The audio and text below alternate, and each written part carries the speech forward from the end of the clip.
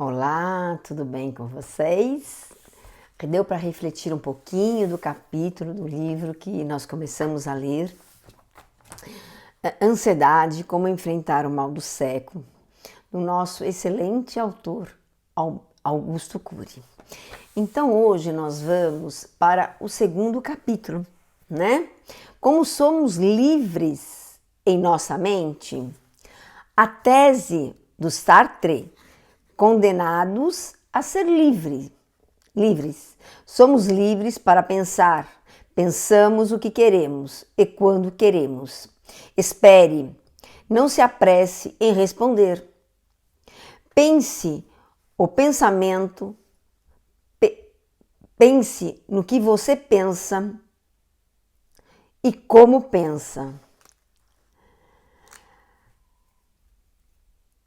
Alguém pode questionar: sou livre em minha mente? Meus pensamentos submetem a minha vontade? Será? O filósofo francês Jean-Paul Sartre defendeu uma das teses mais inteligentes da filosofia do ser humano: está condenado a ser livre.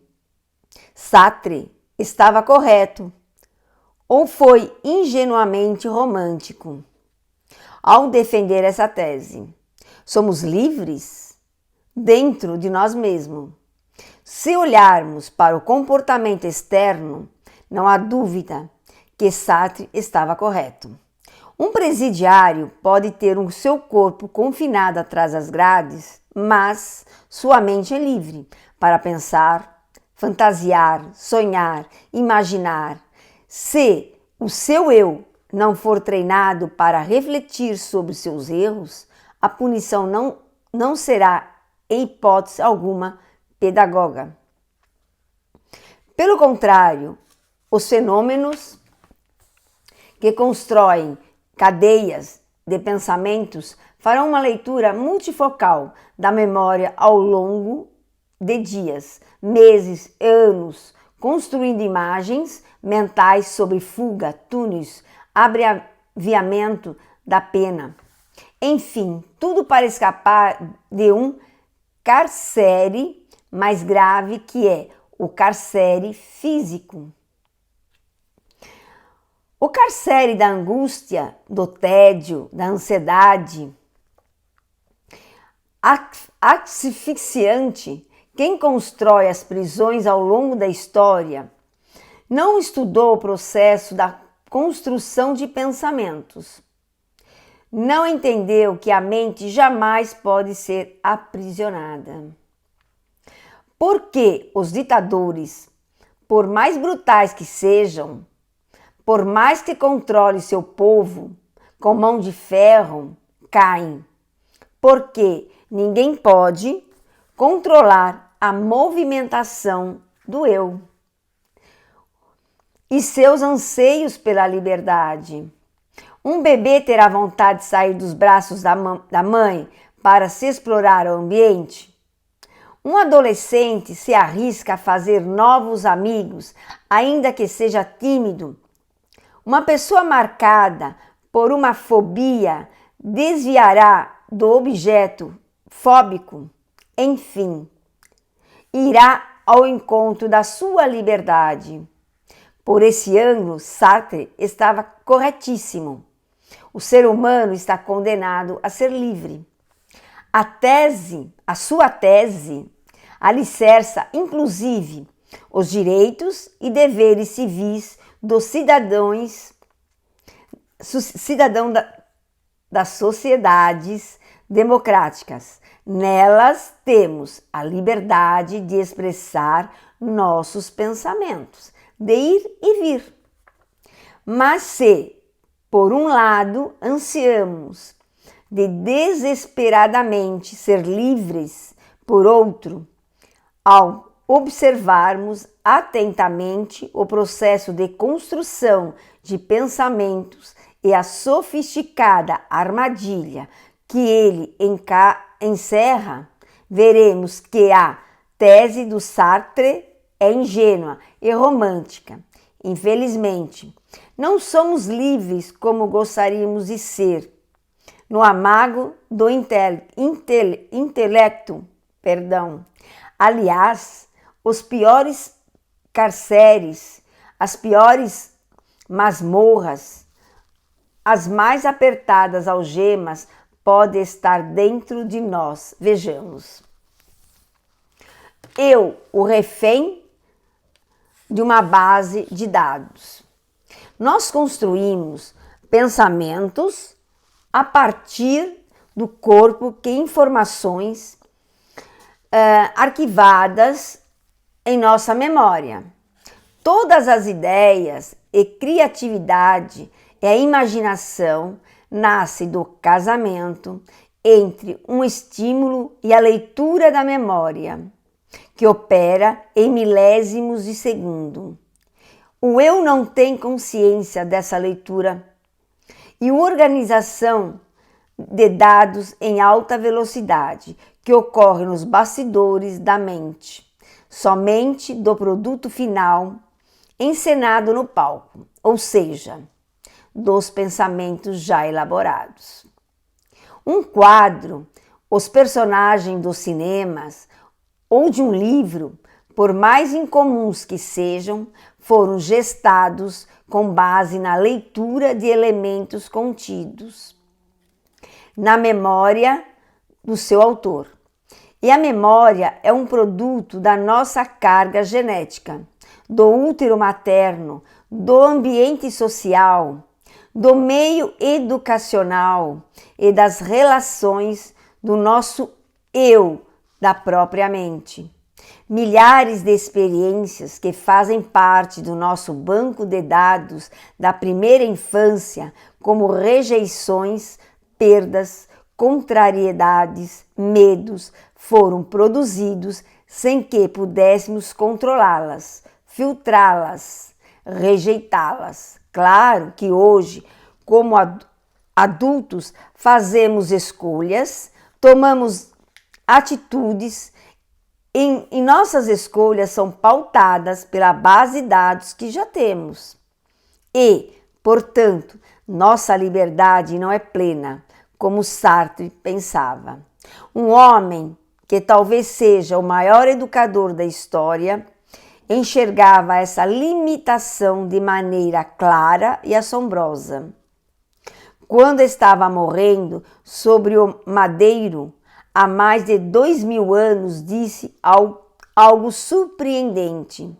Pai, perdoa-os, pois eles não sabem o que fazem. Uma análise não religiosa, mas psicológica, sociológica, demonstra que a afirmação carrega um altruísmo sem precedentes, mas, ao mesmo tempo, parece inaceitável sua atitude de proteger os carrascos. Os soldados romanos sabiam o que faziam, cumpriram a peça condenatória de Pilatos. Entretanto, para o mestre dos mestres, os pensamentos que eles construíram eram, por um lado, fruto da livre escolha e, por outro, reféns da base de dados de sua memória, da cultura tirânica do Império Romano. Cumpriram ordens, não eram completamente atônicos, nem donos do próprio destino. Eram prisioneiros do seu passado, escravos da sua cultura. A cultura é fundamental para a identidade de um povo, mas se ela nos impede de nos colocar no lugar do outro, pensar antes de reagir, tornar-se escravizante. Para o mestre da Galileia, por detrás de uma pessoa que fere, há sempre uma pessoa ferida. Isso não resolvia o problema dos seus opositores, mas resolvia o problema dele. Protegia sua mente, o seu eu, Não carregava as loucuras, agressividades que não lhe pertenciam. Sua tolerância o aliviava, mesmo quando o mundo desabava sobre ele. O eu pode ser dominado pelo fenômeno de alto fluxo. Não deixamos ser livres apenas porque somos reféns do nosso passado, da liberdade circunscrita da história existencial. Mesmo dentro dessa base de dados, não temos plena liberdade de escolha, como Sartre pensava. Imagine que tenhamos milhões de tijolos em nossa memória, que advém de carga genética, da relação com os pais, irmãos, amigos, das experiências na escola, das informações dos livros, do processo de introspecção. Não há dúvidas de que temos liberdade de escolha para utilizar esses tijolos e construir emoções e pensamentos ao bel prazer do eu. Pensamentos que acusam, discursam, analisam, acolhem, criticam, aceitam, amam, odeiam. A não ser que alguém esteja em surto psicótico ou sob intenso efeito de uma droga, ou seja, uma criança incapaz de ter consciência de dos seus atos. O exercício de escolher e utilizar os tijolos da memória está preservado, mas apenas da liberdade que o eu tem de cessar a utilizar informações para construir cadeias de pensamento sob sua responsabilidade a fenômenos inconscientes que constrói pensamentos e emoções sem autorização. Se esses fenômenos realmente existem, isso muda drasticamente nossa compreensão sobre quem somos, o Homo sapiens. Você entraria numa aeronave sabendo que há um terrorista a bordo que poderia dominar o piloto e fazer o avião despencar? Fiz essa pergunta a uma plateia de médicos. Claro, todos disseram que não. Em seguida perguntei: quem gosta de sofrer, de se angustiar? Felizmente, não havia nenhum masoquista presente. E continuei: quem sofre por antecipação? Quase toda a plateia se manifestaram. Expliquei então: se considerássemos a mente humana como a mais complexa aeronave e o piloto, o eu, a aeronave mental deles, estaria em queda livre.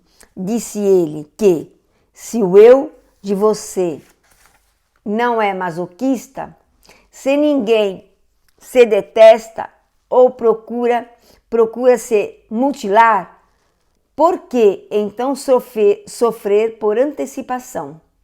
Se não é o eu que produz esse pensamento perturbadores, quem os produz?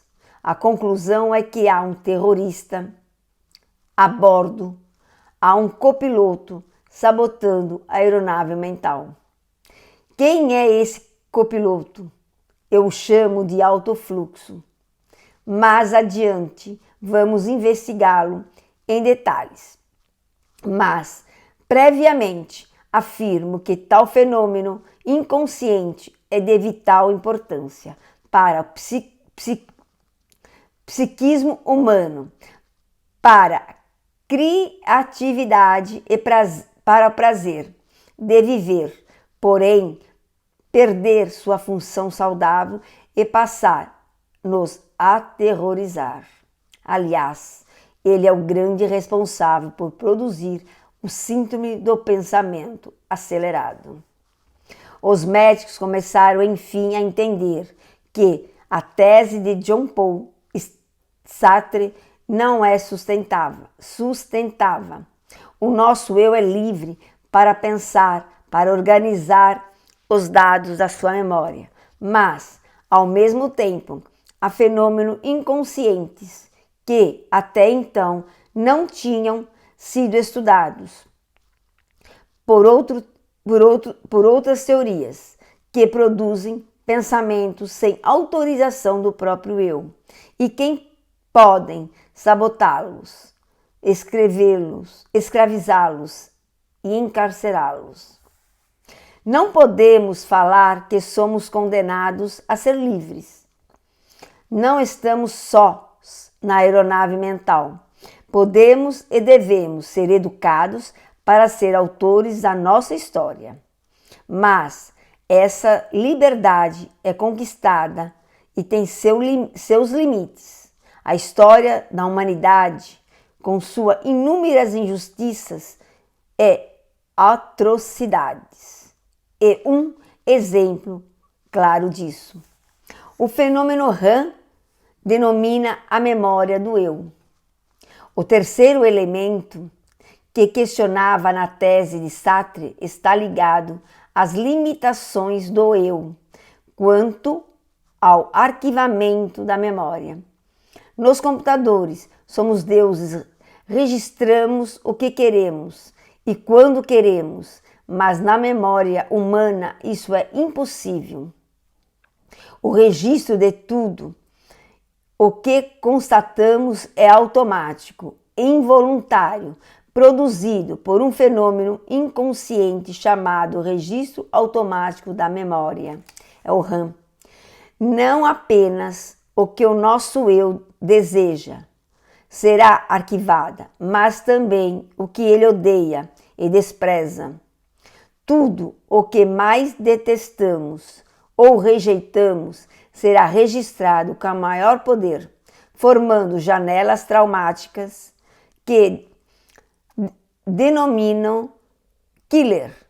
Se você detesta alguém, tenha certeza de que ele dormirá com você e estragará seu sono. Portanto, se o eu, que representa a capacidade, escolha, não tem liberdade para evitar o registro dos nossos pensamentos perturbadores e dos estímulos estressantes que nos abarcam, como podemos dizer que o ser humano está condenado a ser livre? Estudar, compreender esse fenômeno inconsciente não apenas nos deixará atônicos, mas também nos levará a uma nova compreensão sobre a ciência da educação, da psicologia, da psiquiatria, da sociologia e as relações sociopolíticas. O processo de construção de pensamentos e todas as suas implicações psicológicas, sociológicas, não foram estudadas sistematicamente por brilhantes pensadores como Freud, Jung Roger, Skinner, Piaget, Walkin, Paul Freire, Nietzsche, Jean-Paul Sartre, Hegel, Kant, Descartes, entre outros. Desculpa só pelos nomes, que é difícil. As grandes teorias da psicologia e da filosofia usaram o pensamento pronto para produzir, com brilhantismo, conhecimento sobre o processo de formação de personalidades e processo de aprendizados. A ética, as relações sociopolíticas, mas pouco investigaram a que pode ser considerado a última fronteira da ciência, o próprio pensamento. Ao longo de mais de 3 décadas, estudei exaustivamente essa área e desenvolvi a teoria da inteligência multifocal, é o TIM. Pensei dia e noite, ano após ano, analisando, escrevendo sobre a natureza, os tipos, os limites e os processos da construção de pensamentos. Essa trajetória não alavancou meu orgulho, ao contrário, colocou-me em contato com minhas mazelas e minhas pequenez, pois me fez perceber em mais de 20.000 sessões de psicoterapia e consultas psiquiátricas que todos os meus pacientes eram tão complexos como os mais cultos e racional dos seres humanos. Estudar a dinâmica, a construção e a movimentação dos pensamentos me deixou plenamente convicto de que cada paciente que tratei, por mais fragmentada que estivesse, sua personalidade tinha a mesma dignidade que eu. Temos o costume de nos classificar em negros e brancos, ricos e miseráveis, celebridades e anônimos, intelectuais e iletrados, reis e súditos, porque pisamos na superfície do planeta psico, porque conhecemos ao máximo a antessala dos fenômenos que nos tecem como Homo sapiens. Somos uma espécie doente que pouco honrou a arte de pensar. O fato de mais complexo de todos os fenômenos do intelecto é o pensamento ter sido muito pouco investigado. Trouxe consequências seríssimas para o desenvolvimento da nossa espécie. O pensamento sistematicamente nos leva a romper os carceres da nossa verdade e abre um universo de possibilidades para compreender quem somos. Também para compreender que editar a construção de pensamentos numa frequência altíssima leva ao mal do século, SPA, a um desgaste cerebral sem precedentes. O erro de Einstein e outras consequências.